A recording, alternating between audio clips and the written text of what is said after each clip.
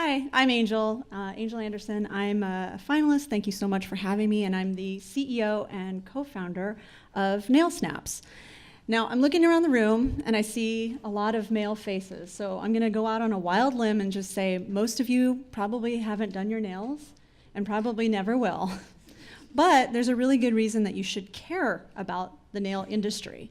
And before I get into what NailSnaps does, I want to talk about the history of nail art, because a lot of people think that nail art is fairly new and that it was this trend that kind of came out in the 80s and it was like really urban and now it's like migrated mainstream.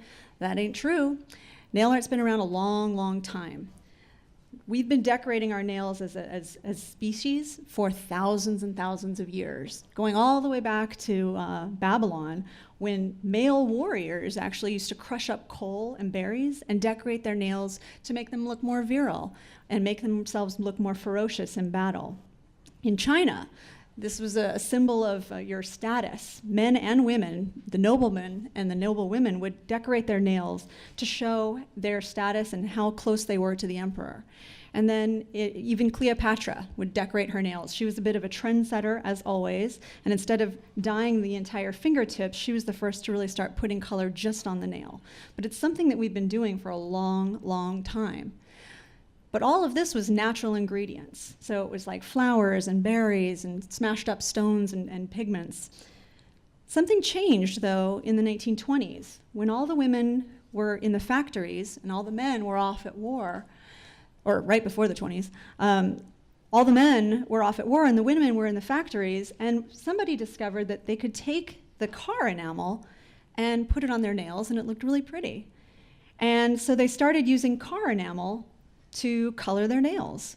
And then somebody got a really smart idea to start marketing this to women. And the very first real brand was created around it. Revlon came out with the first real nail lacquer in 1932. And unfortunately, women and girls have been decorating their nails the exact same way ever since. And it's very, very toxic. There is formaldehyde in the nail polish. There's acetone, a known carcinogen, in the remover. If you're going to do gel nails, you're baking them under a UV light. There are even endocrine inhibitors that stop you from going through puberty correctly. And this is all marketed to women and girls. It's not really super healthy. On top of that, a huge industry has sprung up around this. And that industry, for those of you who live in New York, is rife with labor scandals. So the women who are coming here and working on your nails, here in Manhattan especially, the average cost of a regular manicure is $20 in the US. But here in Manhattan, it's half that price. And the reason it is because it's on the backs of a lot of immigrant workers who are basically brought here through indentured servitude and have their passports taken away. So we have a very, very unhealthy industry that's being marketed to women and girls, the same women and girls that are being harmed by this industry. And it's gotten really, really big. $8.5 billion a year spent on nail care and nail art tools. It's massive.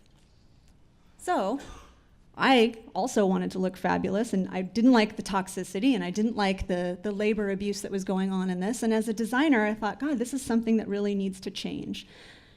I need to solve this. And there's no good options. You know, I can go to the salon and pay somebody to do my nails, but if I actually want custom designs on each and every finger, I'm looking at a basic cost of 20 bucks and then another $3 to $5 on top of that. So about $50 for something totally custom. Too expensive. Even if I don't care about the toxicity and the labor scandals, it's too much. I can go to my Dwayne Reed and pick up off-the-shelf designs, but this totally negates the whole purpose of nail art. It's supposed to be about creative expression and personalization. Buying fishnet or a neon cheetah, that doesn't really cut it. So that's not an option. And then finally, I can try doing some of these elaborate tutorials and get nail art myself by painting it myself, but it's really tedious, really fiddly, really messy, and I am just not that ambidextrous. I just don't have the skill for it. So for most women, nail art has been the stuff of aspiration rather than reality, myself included. These aren't my hands, but that's pretty much what it looks like when I try to do it at home. And so it's been this thing of aspiration, and we realized we needed to solve this. So we created NailSnaps. The NailSnaps mobile app and proprietary printing solution lets you transform any image into a totally custom, mess-free, toxin-free nail design that you can apply yourself in minutes with no mess, no dry time. Here's how it works. People can download our free app. They use the app to lay out how they want an image to go across their nails. I'm wearing them, and I have some samples with me, so if you're really curious to see how it looks, you can come and talk to me afterwards. Once you order your design through the app, we print and ship it to you. It arrives at your house, and you can apply it yourself in minutes with nothing more than a simple nail file. That means you can do it in the back of a cab. You can do it on the metro. You can even do it on a plane. It's actually illegal to do your nails on a plane because of the fumes and the flammability, but you can bring NailSnaps on a plane and get it done before you show up to your meeting. So here's a little video that walks you through some of the process that we went through, because users, women particularly, were really at the heart of this. And interestingly enough, they were already sharing nail art at amazing rates. Nail art's one of the top 5 most shared items on Instagram and Pinterest. It's up there with food and love. And so we looked at the way that women were already sharing their nail designs and thought, how can we insert ourselves into that existing behavior, that existing user mental model? Here's a look at what that NailSnaps lets people transform their photos into custom nail art. Our platform empowers creativity and disrupts the messy, toxic world of nail polish with a better way to create, share, and wear nail art. Users can create a design from any photo with the free NailSnaps mobile app. We then print and ship the order directly to the consumer, and the made-to-order wraps can be applied at home in minutes with nothing more than a simple nail file. It's a perfect, totally custom manicure. No mess, no toxicity, and no dry time. We designed this platform for the hundreds of millions of women who want the convenience of nail wraps without giving up the creativity to make their own custom nail designs. We followed a goal-driven design methodology that began with user research. 12 women were interviewed about their nail care behaviors and habits. Insights from these sessions helped create an interaction framework centered around a rotatable, resizable stencil of the hand pose most commonly used to show off a manicure in photos. This tiger claw stencil matches the user's mental model for how a design will look when it's shared online. This simple, innovative approach is notable in that it allows people to easily create designs in which each nail is part of one complete picture. You can tell a story in 5 fingers. Design and development iterations were guided by input from user testing with paper and mobile prototypes. But we weren't just designing an app. There's a physical component too, a product so intimate that people shower in them and sleep in them. So in parallel with prototyping the app, a similar process was underway to test and iterate the vinyl wraps and packaging. One of the biggest challenges we faced was sizing. From our research, we knew that users wouldn't bother measuring their fingernails. So we invited our Kickstarter backers to beta test, and their feedback helped inform our sizing system.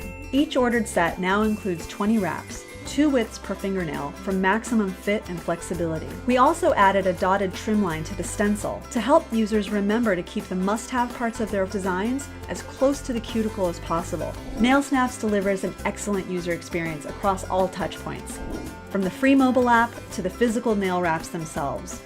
Since the launch of our public beta in December 2014, we've nurtured a vibrant community to grow from 923 Kickstarter backers to over 30,000 downloads.